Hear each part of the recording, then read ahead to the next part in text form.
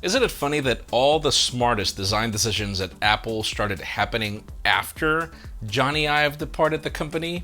Because yes, we have begun to hear the subtle design changes that will hit the iPhone 13 models, and I mean all of them. We have some more details on what we can expect from the iPad Mini Pro, which I'm very excited for, and new leaks give us more details on the Galaxy Z Fold 3's camera specifications, and well, they're good and bad. I'm Jaime Rivera, and thank you for your comments yesterday. I actually had so much to say about the topic that I've decided to write a complete article that I'm going to be linking in the description for the decision of why I didn't want to be tracked by applications. This is Pocketnow Daily.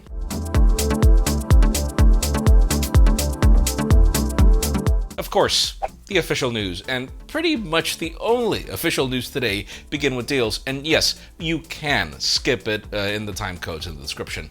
Let's begin with Samsung, as it seems that they are not taking their foot off the brakes with those trade-in deals. You can currently get the Galaxy S21 for as low as $100, the S21 Plus for $300, and the S21 Ultra for $500 if you have an eligible device for trade-in. Now, moving on to Amazon, the Galaxy Watch Active 2 is available for $70 off, leaving the 44mm variant for $200. Now, sticking to smartwatches, the Apple Watch SE is $40 off, leaving the GPS Plus cellular model for $319.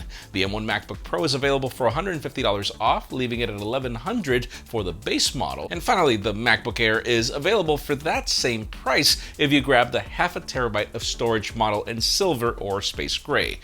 Do the silver, trust me, it'll age better.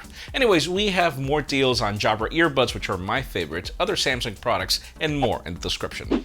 Now let's move the spotlight onto Nintendo, as can I just admit that I seriously cannot wait for Nintendo to launch a successor to the Switch. Not that the current one is bad or anything, but guys, it launched in March 2017. That's like suicide in tech years, and yet it's crazy that I don't think Android phones have really caught up to that same experience. That said, in all fairness, if you think about it, the company follows on a 4 to 5 year launch schedule for their flagship consoles, so if you do the math, it looks like it is due for a refresh. According to a new report from SlashGear, the Universal Display Corporation CEO claimed during an earnings call that Nintendo chose an OLED screen for the new Switch Pro due to its effective infinite contrast ratio and faster pixel response times. Of course, we don't know exactly how much information that CEO knows, but let's be real, they do have a lot of access. Or could it just be that these are rumors or speculation? We don't know. Now, speaking of those, a Bloomberg report claims that the Switch Pro could pack a 7-inch OLED panel from Samsung, a new NVIDIA chipset that could go up to 4K gaming when connected to a TV, and more.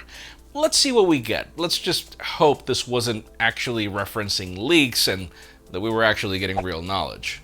Now, moving on, let's talk about Samsung and their foldables, which should be coming pretty soon. Rumors keep intensifying as we get closer to a probable launch, and now we have a new report from Sam Mobile citing tipster Tron. It seems that we will be getting a total of 5 cameras on the larger Galaxy Z Fold 3. This consists of 3 rear-facing cameras and 2 selfie shooters. At the back, this triple setup will consist of a 12-megapixel main sensor, 12-megapixel ultra-wide, and 12-megapixel telephoto. So yeah, if you were thinking it was going to go ultra, here's a second source claiming it won't. We don't know what the focal lengths will be, but we can expect a 3x telephoto lens with OIS. Now, the main sensor will also bring OIS for low-light conditions, and all 3 cameras should record 4K at 60 like they currently can. Now, that's the boring part, but as for the exciting section, we get more details on a possible under-display camera. It will reportedly be of 16 megapixels, and the sensor comes from Sony, and on the outer display, apparently it's a 10-megapixel shooter with a punch hole. Some other leaks of this phone include a 7.5-inch main display as well as a 6.2-inch cover display, both running at 120 Hz. It'll reportedly be powered by the Qualcomm Snapdragon 888, up to 16 gigs of RAM and up to 0.5 TB of storage. We can also expect a 4400 mAh battery, Android 11 out of the box, as well as S Pen support. A possible launch is reportedly set for August, so expect all this to continue to intensify. But alright, you knew it was coming. Let's move on to Cupertino for the rest of the show.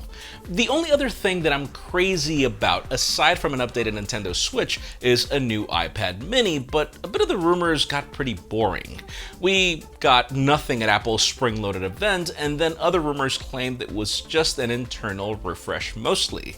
Well, a couple of weeks ago, there was a report that claimed that the iPad mini Pro had just passed the planning and R&D stage at Apple. Now, we have a new report from a Korean blog that shares some more details on what we can expect. Apparently, the iPad mini Pro will adopt way thinner bezels that go along with the iPad Pros. It will also bring 5G support and will come in gray and silver color variants going along with the Pro moniker.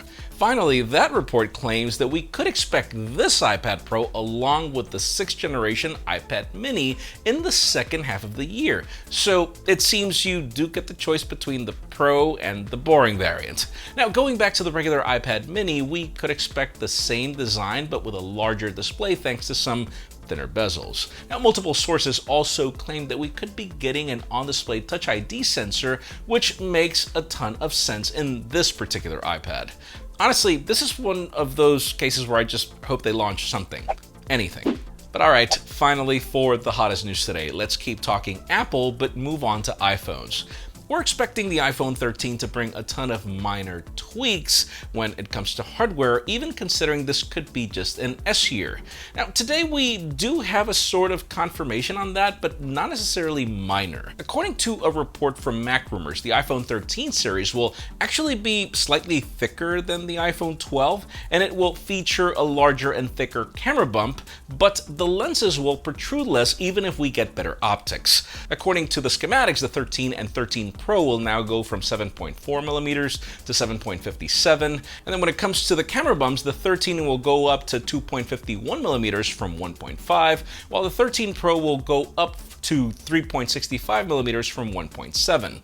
Now, if you think about it, these new dimensions go along with the dummy units we saw from Unbox Therapy, where you could see the huge difference in camera humps. And we're expecting these new iPhones to bring sensor shifting stabilization for both the main sensor and the ultra-wide, hence the size of the humps, which is actually the way the 12 Pro Max went last year. We're also supposed to be getting an upgraded telephoto as well as an LTPO display at the front.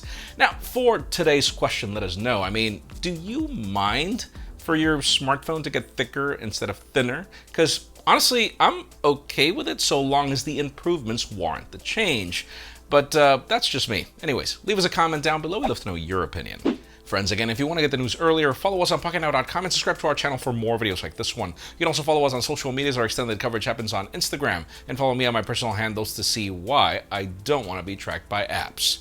Please give this video a thumbs up if you like what you saw. I'm Jaime Rivera. Thanks so much for watching. We'll see you tomorrow.